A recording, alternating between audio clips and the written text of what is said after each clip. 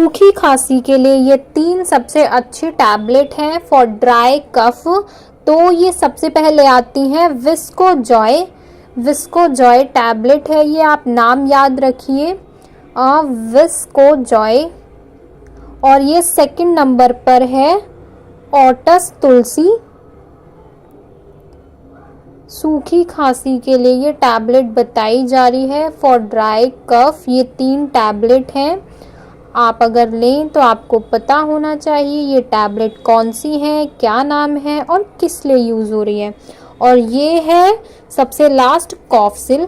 ये टैबलेट है, मतलब इसको पानी से नहीं, ऐसे ही मीठी टैबलेट है, जैसे टॉफ़ी कैंडी वगैरह खाते हैं ना, बिल्कुल वैसे ही खानी है। ये कॉफसिल की टैबलेट है, मीठी गोलियां टाइप, जैसे टॉफ़ी खाते हैं बिल्कुल वैसे ही।